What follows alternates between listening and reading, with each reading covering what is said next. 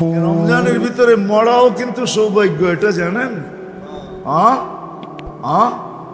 রমজানের ভিতরে আমি একটা যুক্তি দেই, কেন হুজুররা মানবে কি মানবে না জানি না, কেন হুজুরগুলোকে তো মানতে পারবো না, এই জন্য যুক্তি দিতেছি। রমজানের দোচকের দরজা কি থাকে? আচ্ছা, রমজানে যে মরলো দোচকে দেওয়ার তো সুযোগ নেই, কেন দরজাই তো বন্ধ, ওর জন্য তো আর খুলবে না। কি খুলবে নাকি? কি কি বলেন? খুলবে দরজা? কি রমজানের কে বলছে দরজা বন্ধ?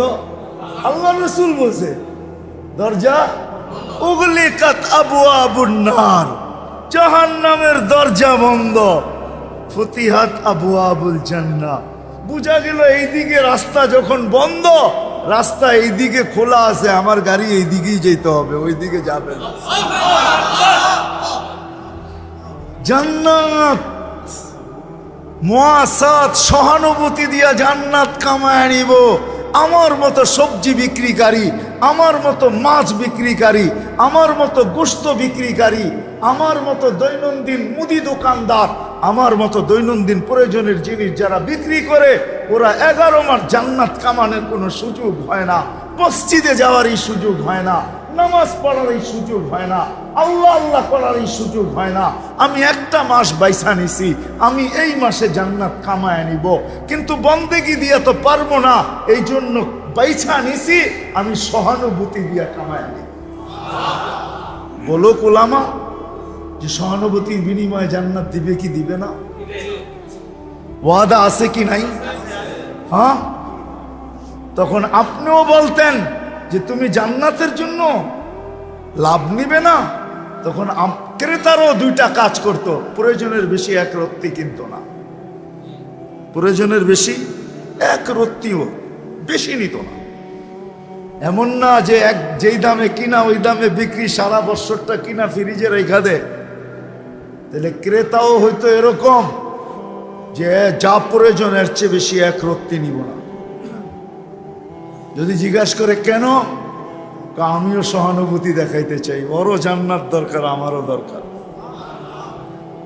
আবার নিয়া 10 টাকা হাদিয়া দিয়া দিত, বলবো তোমাকে লাভ দিতেছি না, তুমি লাভ নিবে না আমি জানি, তুমি জান্নাতের আশায় লাভ নিবে না আমি জানি, আমি তোমাকে লাভ দিতেছি না, আমারও জান্নাতের দরকার, আমিও সহানুভূতিমূলক 10 টাকা তোমাকে বেশি হাদিয়া দিলাম।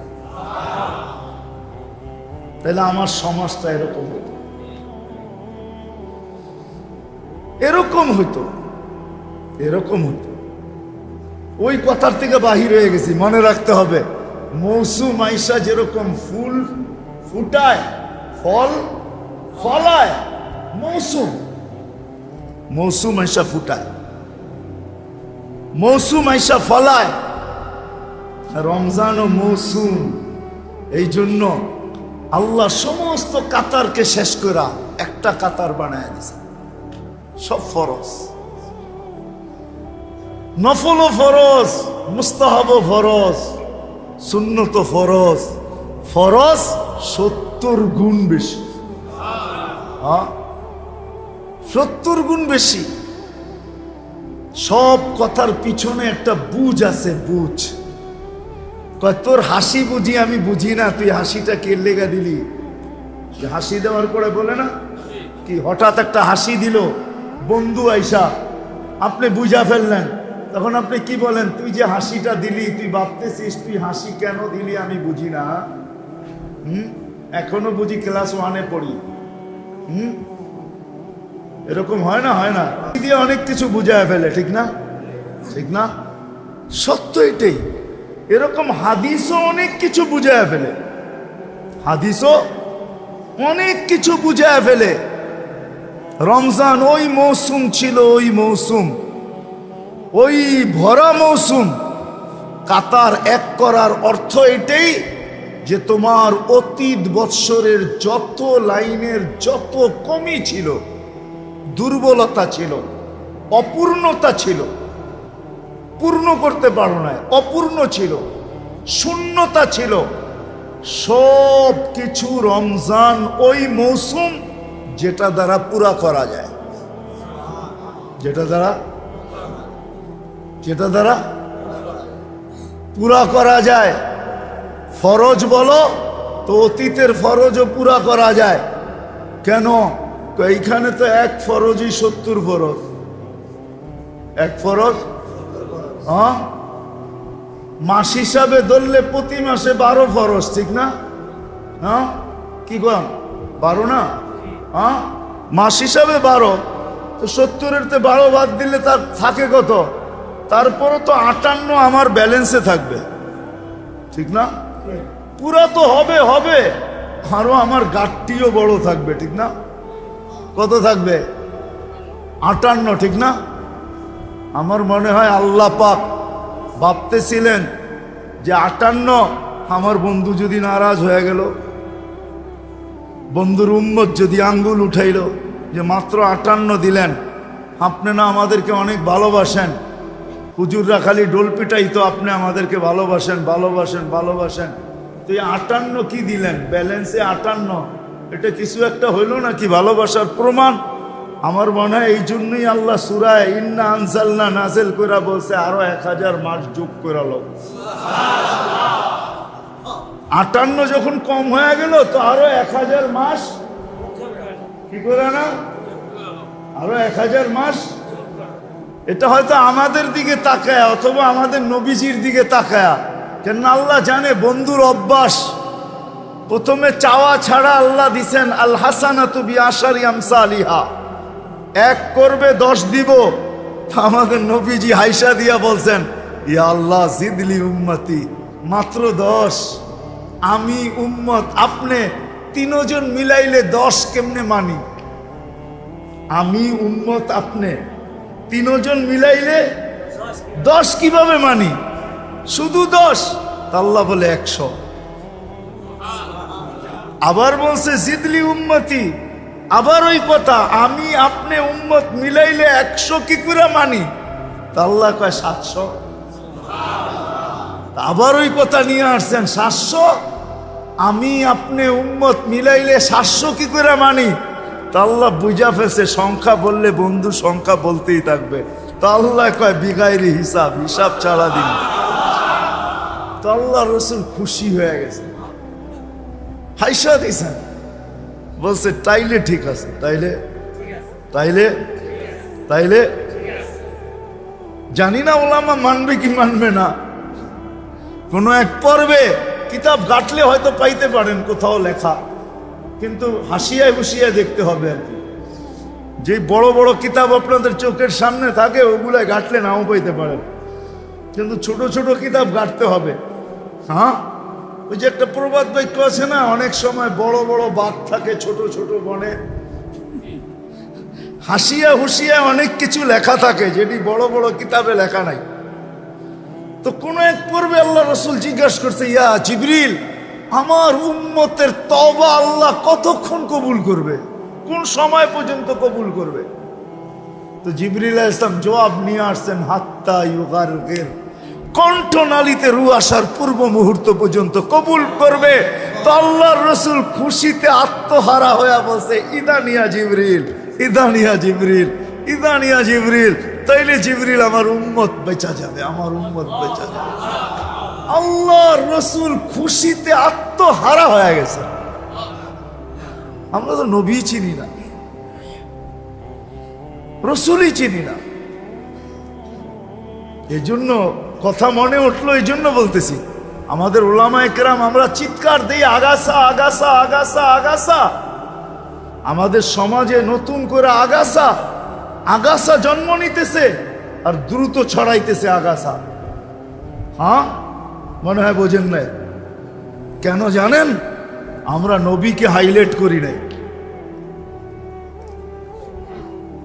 রাসূলুল্লাহ সাল্লাল্লাহু আলাইহি ওয়াসাল্লামকে যদি হাইলাইট করতাম, শান বয়ান হইতো, সিরত বয়ান হইতো, রসুলের সুরত বয়ান হইতো, রসুলের রাত্র দিন বয়ান হইতো, তাইলে আমাদের যুবক চিন্ত যে রসুলের পরিচয় বয়ান হইতো, রসুলের পরিচিতি বয়ান হইতো, রসুলের কতটুকু প্রয়োজন আমি রাখি এটা যদি বয়ান হইতো। কসম খোদার, রমজানের দিন মসজিদে বসা লেখা রাখেন, আল্লাহর রসুল যার পক্ষে যাবে আল্লাহ তার পক্ষে যাবে। আল্লাহর রসুল যদি পক্ষে না গেল, আপনি সারা জীবন আল্লাহ আল্লাহ আল্লাহ আল্লাহ আল্লাহ আল্লাহ জিকির করতে করতে লা ইলাহা ইল্লাল্লাহ পড়তে পড়তে জান দিয়া দিতে পারেন, আল্লাহ আপনার পক্ষে যাবে না। লেখা রাখেন আমার কথা। রসুল যদি পক্ষে না গেল, কোরআন বলে, কোরআন ওয়াস্তাগফিরুল্লাহ ওয়াস্তাগফারা লাহুর রাসূল লাওয়াজাদুল্লাহ তাওয়াবার রহিমা। ওয়াস্তাগফিরুল্লাহ ওয়াস্তাগফিরুল্লাহ ওয়াস্তাগফারা লাহুর রাসূল লাওয়াজাদুল্লাহ তাওয়াবার রহিমা। এই আয়াতের শুরু থেকে ওয়ালাউ আন্নাহুম ইযযালামু আনফুসাহুম, আপনার উম্মত যখন গুনাহ করবে, সুম্মা জাউকা, পরে আপনার কাছে আসবে আর ইস্তেক আমাদের কাছে মাপ চাবে, আমরা বন্ধু ওর দিকে দেখবো না, আমরা আপনার দিকে দেখবো, আপনি পক্ষে না। রসুল পক্ষে হওয়া ছাড়া আল্লাহ পাওয়া ইম্পসিবল, যত ডাকেন। আপনি ভাবছেন রসুলকে বাইপাস করে আল্লাহ পেয়ে যাবেন? হ্যাঁ, লা ইলাহা ওই পর্যন্ত কবুল হবে না যতর মতো মুহাম্মদুর রাসূলুল্লাহ কবুল না হয়। আগে মুহাম্মদুর রাসূলুল্লাহ গ্রান্ট হবে, মঞ্জুরি পাবে, পরে লা ইলাহা ইল্লাল্লাহ মঞ্জুরি হবে। আপনি যদিও বলেন ইসলামে ঢুকার জন্য কলেমা তো লা ইলাহা ইল্লাল্লাহ, শুধু লা ইলাহা ইল্লাল্লাহ না, মুহাম্মদুর রাসূলুল্লাহ যুক্ত আছে। ইদা যুকিরতু যুকিরতা মাই, আল্লাহ বইলা দিছে, বন্ধু আমার নাম উচ্চারিত হওয়ার সাথে সাথে আপনারটা উচ্চারিত অবশ্যই হবে। আমরা তো নবীও চিনি না। এই আগাছা আমাদের দেশে পয়দা হইতো না যদি আমরা নবীকে হাইলাইট করতাম। নবীর প্রয়োজনীয়তা যদি আমার যুবক জানতো, আলহামদুলিল্লাহ হইতেছে এখন। তা হাদিসে নেয়ামত বলতেছি আপনাদেরকে, কোনো অহংকারমূলক না। ওদিন আমি কিশোরগঞ্জে গেছি রোজার আগে, এই রোজার একবারে আগ মুহূর্তে, তো ঢাকা ইউনিভার্সিটির এক ছেলে আমাকে আইসা টুপি খুইলা বলতেছে, হুজুর দেখেন তো আমার চুলটা আল্লাহর নবীর আদর্শ মতো কাটা হয়েছে কিনা।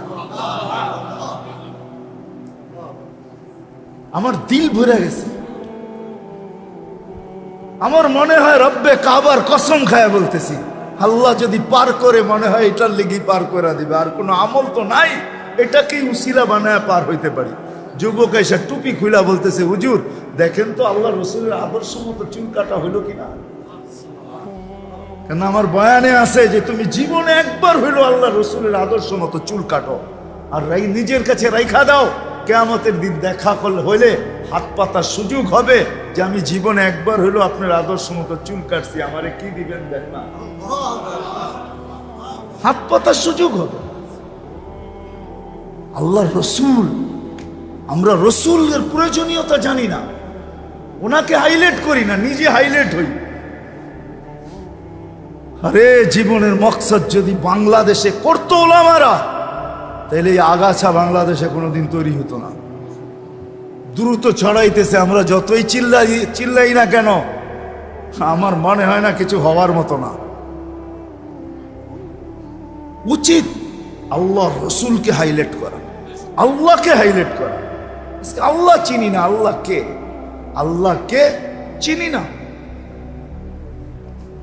ও মেরে দোস্ত, একটা ছোট উদাহরণ দিয়ে বুঝাই। আচ্ছা বলেন তো, শ্বাস ছাড়া আর নেওয়ার ভিতরে দূরত্ব কতটুকু? বলেন তো কতক্ষণ?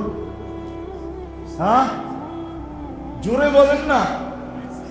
নো নো নো নো, কতক্ষণ কেউ জানেন? কয়েক বলেন না, 1 সেকেন্ডও না, ন্যানো সেকেন্ড। ন্যানো বোঝেন? 1 সেকেন্ডের অর্ধেক। 86,400 সেকেন্ডে 1 ঘন্টা হয়, 24 ঘন্টা হয়।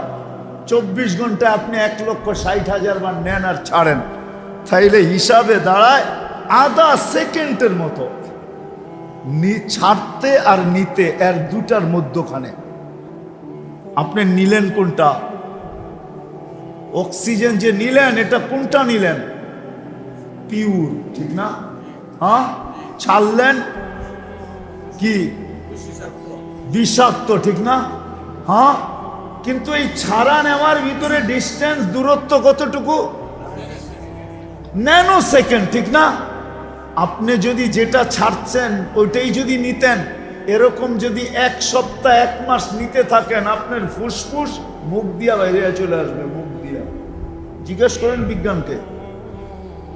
এই আধা সেকেন্ডের ভিতরে আপনার জন্য এই অক্সিজেনটাকে, দূষিতটাকে পিওর করে কে সাপ্লাই দেয়? কে সাপ্লাই দেয়? আধা সেকেন্ডের ভিতরে। আপনি বলবেন গাছে নিয়ে যায়, গাছ আবার আমাকে পিউরটা দেয়। এনে গাছ কোথায়? হ্যাঁ, আপনার কামরার ভিতরে গাছ কোথায়? আপনার বেডরুমে গাছ কোথায়? আপনার বেডরুম আর গাছের দূরত্ব কতটুকু? আধা সেকেন্ডের ভিতরে এতটুকু গাছ দ্রুত গতিতে করলো তো করলো কি করে? তার কাছে এরকম কি প্রযুক্তি আছে? আপনি বলবেন গাছ তো এটা খাইই বাঁচে, ঠিক না? গাছ এটা খাইই কি করে? হ্যাঁ, আমি বিতর্কে যাইতেছি না, আমি বুঝানোর জন্য বলতেছি। গাছ এটা খায়া বাঁচে, ঠিক না? তাহলে আপনার কাছে আমি প্রশ্ন করব, মানুষ আগে আসছে দুনিয়াতে না গাছপালা আগে আসছে? হ্যাঁ, কি বলেন? হ্যাঁ, আপনি বলতেছেন গাছপালা আগে আসতেছে, ওনারা কিছুই বলে না। কে আগে আসছে? পরিবেশটা আগে আল্লাহ আমাদের উপযোগী বানায়া তারপরে আমাদেরকে পাঠাইছেন, ঠিক না? ওই সময় গাছ অক্সিজেন কোত্থেকে নিছে? কার্বন ডাই অক্সাইড কোথায় পেল গাছ? কোথায় পাইছে? মানুষই ছিল না, কোথায় পেল? কি ওগুলা কি সব ময়রা শুকায়া পড়া ছিল? আমরা আবার পরে ওরা আবার দাঁড়াইছে। তৃতীয় যুক্তি আমার, আমি তর্ক করতেছি না। সাহারা মরুভূমিতে কোনো গাছ নাই। আমি 3-3বার সাহারা মরুভূমি দেখছি। 3-3বার সাহারা মরুভূমি চৈষা বেড়াইছি আমি, চৈষা।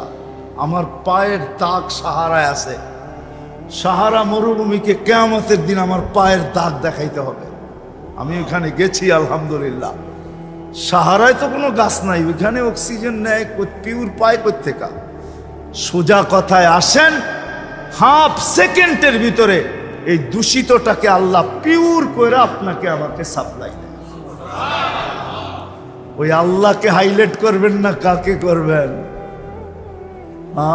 কাকে হাইলাইট করবেন? কার প্রশংসা করবেন? কাকে বড় বানাবেন? শুধু শুধু তো নবীজিকে বলেন নাই কুম ফাআনদির রাব্বাকা ফাকাব্বির। নবীজি ওঠেন, ওঠেন, আমাদেরকে হাইলাইট করেন, আমরাও আপনাকে হাইলাইট করে দিব। এরকম হাইলাইট করব আপনাকে আমরা যে আমার আরশ পর্যন্ত অপেক্ষা করবে আপনি কদম কখন রাখবেন। আমার আরশ অপেক্ষা করবে আপনি কদম কখন রাখবেন। এরকম হাইলাইট করব আপনাকে।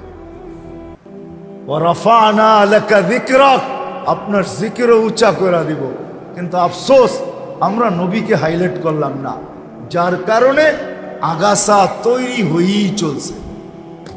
আসেন আজকের থেকে নিয়ত করি যে নবীর আদর্শ শিখব, নবীর শান শিখব, নবীর প্রয়োজনীয়তা জানব, যে আমি কতটুকু নবীজির প্রয়োজন রাখি, কোন কোন ক্ষেত্রে রাখি। যতই কপালে দাগ পড়ান কোনো লাভ নাই যদি মুহাম্মদুর রাসূলুল্লাহ পক্ষে না আসলো। আর যদি পক্ষে আসলো, হায় হায় হায়, যদি পক্ষে আসলো, পক্ষে পক্ষে পক্ষে পক্ষে যদি পক্ষে চলে আসলো, এক কথায় যদি পক্ষে চলে আসে, এক কথায় যদি পক্ষে চলে আসে, এক কথায়। এই জন্য তো বলছিলেন যে আমার উম্মতের শাফাত তো, আমার শাফাত তো সবচেয়ে বেশি আমার গুনাহগার উম্মতের জন্য। আপনারা আমার জন্য কম, আপনারা আমার জন্য, আপনারা আমার জন্য, আপনারা আমার জন্য। ভালোবাসা সবচেয়ে বেশি গুনাহগার উম্মতরে দিছে আল্লাহ রাসূল। কি ভালোবাসা সবচেয়ে বেশি? হ্যাঁ, নৈকট্য ভিন্ন জিনিস। নৈকট্য আপনার কাছে আছে আমি মানি, কিন্তু ভালোবাসা এত বেশি না যত বেশি আপনি বলেন। ভালোবাসে সবচেয়ে বেশি গুনাহগার উম্মতকে। গুনাহগার, নৈকট্য ভিন্ন জিনিস, ভালোবাসা আপনি বলবেন আমি তো ডেলি আল্লাহ রসুলকে স্বপ্নে দেখি, দেখতে পারেন, কিন্তু ভালোবাসে গরিবরে বেশি, গুনাহগার উম্মতকে বেশি ভালোবাসেন। আল্লাহ রসুল সাল্লাল্লাহু আলাইহি ওয়াসাল্লাম গুনাহগার উম্মতকে বেশি ভালোবাসেন, যদিও গুনাহগার উম্মত রসুলকে ভালোবাসে না, কিন্তু আল্লাহ রসুল সবচেয়ে বেশি ভালোবাসে। তো যেটা বুঝাইতেছিলাম, মৌসুম যেরকম ফুটায় দেয় ফুল আর ফল, ফুলকে ফুটায় ফলকে ফলায়, রমজান ও মৌসুম ওই যে আমাদেরকে আকর্ষণের পাত্র বানানোর জন্য। জানি না বুঝাইতে পারতেছি কি পারতেছি না। আমাদেরকে আকর্ষণের পাত্র বানানোর জন্য রমজান হলো মৌসুম। এই জন্য ইবাদতের সমস্ত সিরিয়ালকে, কাতারকে, সমস্ত লাইনকে, ভিন্ন ভিন্ন সব কিছু উঠায় দিয়ে একটা কাতার বানায়া দিয়েছেন, ফরজ। কি? যা করবে ফরজ। বুঝাইতে চাইতেছেন অতীত বৎসরের সমস্ত ফরজের শূন্যতাও পুরা হবে, কমিও পুরা হবে, কমিও পুরা হবে, শূন্যতাও পুরা হবে। যেটা কমি হয়েছিল ওটাও পুরা হয়ে যাবে, শূন্যতাও পুরা হয়ে যাবে। শুধু পুরা হবে না, বিরাট বড় একটা ব্যালেন্সের ঘাটতিও থেকে যাবে। এটা তো ফরজের লাইন দেখাইলাম, বাকি সমস্ত লাইনে অতীত মাসগুলাতে পুরা হইলে নফল নফল হয়ে পুরা হইতো। আর একটা কথা সত্য, জানি না উদাহরণটা কিরকম হবে। নফল আর ফরজের ওয়েট জানেন? ওয়েট, ওজন জানেন? ওজন সৃষ্টি যেদিন থেকে সৃষ্টি করা হয়েছে আর যেদিন ধ্বংস হবে, সমগ্র সৃষ্টির সমগ্র বন্দেগী সব নফল। কি নফল না? না ফরজ? নফল।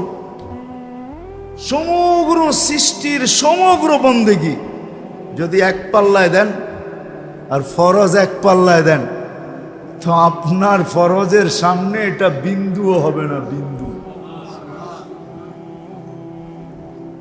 বিন্দুও হবে না। কিন্তু ওই অতীত বৎসরের যে শূন্যতা, অপূর্ণতা, অতীত বৎসরে যে আর 11 মাসের ঘাটতি, সর্বলাইনে, চাই সেটা তেলাওয়াত হোক, চাই সেটা তসবিহ হোক, চাই সেটা তাহলিল হোক, চাই সেটা জিকির হোক, চাই সেটা আসকার হোক, চাই সেটা ইস্তেগফার হোক, চাই সেটা দুরুদ হোক, চাই সেটা যে কিছু হোক, যা কিছু হোক, দান হোক, সদকা হোক, খয়রাত হোক, যা কিছু হোক, হইলে এক একটার জায়গায় থাইকা পূর্ণ হইতো। কোনোটা নফল হিসাবে হইতো, কোনোটা সুন্নত হিসাবে হইতো, কোনোটা মুস্তাহাব হিসাবে হইতো, কোনোটা সদকা হিসাবে হইতো, কোনোটা খয়রাত হিসাবে হইতো। কিন্তু রমজানে অতীত বৎসরেরটা এমন মৌসুম, পিছনের সমস্ত ঘাটতি পূর্ণ হবে, কিন্তু তার জায়গায় থাইকা না, ফরজ হিসাবে পূর্ণ হবে। মনে হয় বুঝাইতে পারি না। তাইলে একদিনের ফরজ আর সমগ্র সৃষ্টির নফল, এক ফরজ সমগ্র সৃষ্টির নফল, সমগ্র জীবনের নফল, তারপরও ফরজের ওয়েট বেশি। শুধু শুধু তো কিতাবে লেখা পাওয়া যায় না। আল্লাহ মাফ করুক, এক ওয়াক্ত নামাজ ছেড়া দেওয়ার কারণে 2,88,000 বৎসর জাহান্নামেও জ্বললেও জ্বলতে হইতে পারে। শুধু শুধু না, কেন ফরজের ওয়েট এতটুকু।